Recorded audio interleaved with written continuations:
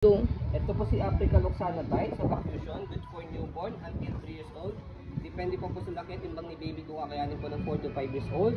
High seated, full canopy, adjustable po yung handle, and then reversible po. And then adjustable din po itong leg rest.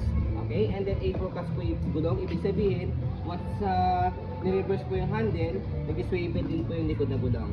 Okay, already washed, ready to use na po. Pero kung di po kayo satisfied sa wash, pwede nyo po siyang i-rewash. Okay, so ito po yung details po ng stroller natin. Ito po yung canopy niya, full canopy. Wala pong faded, walang discoloration. Ito po yung peekaboo.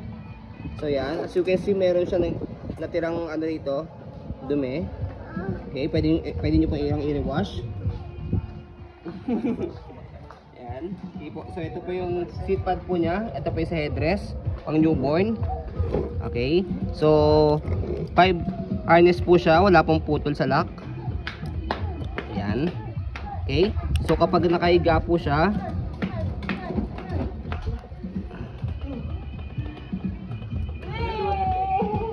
okay, kapag nakahiga po siya, dito siya i-adjust sa likod. Ayan. Okay, and then adjustable po yung leg rest. May stick dito, hatakin nyo na po siya. Okay, so as you can see, high seated siya and then mahaba po. Okay, bagay po ito sa mga matatangkad na baby. Okay, so pagka i-adjust, tatanggalin nyo po itong front handle, meron po siya kasama flat, press nyo lang po itong puti. Ayan. Okay, so sa footrest niya, ito yung footrest niya. Yan yung details. Okay na okay po siya. Wait lang. Huwag mong galawin. Hindi nakita. Easy to maneuver, nag-swivel po siya. Lockable din po yan.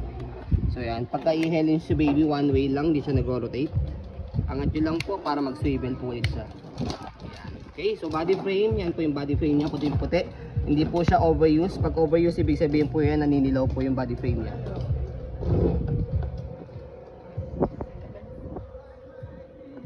Okay. Okay, sa likod naman po, yan, dito siya ina-adjust kapag po iuupo o semi-recline, tatakin lang po siya. Mesh type po yung likod niya. Ibig sabihin po, hindi po nainitan yung likod ni baby. Okay, may airways po siya rito. Yan, basket niya okay na okay. Yan, gulong, okay din po yung gulong niya. Hindi po siya pudpod. Yan, pati stopper niya. Okay. Yan. Okay. Angat lang po para mag-go.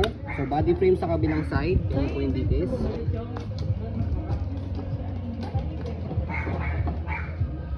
So ayan po, sofa cushion. Okay, so sa handle, ayan po yung handle niya, napakaganda po niyan. Leather. Okay, may kasama na pong free bag hook, dalawa. Okay, so meron siyang button dito. Okay, so adjustable, press nyo po yan, depende po sa tangkad po, o sa lead po na magtutulak. Yan.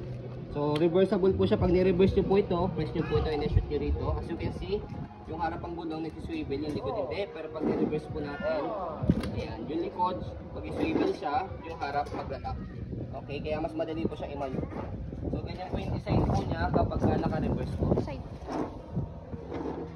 Ayan. Okay.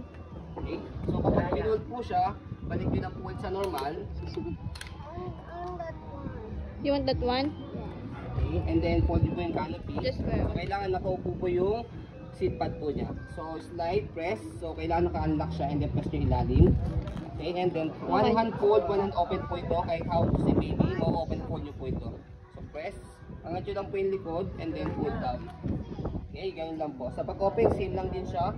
Press nyo lang po siya, angat sa ilalim, sa likod, tapos buka lang po siya.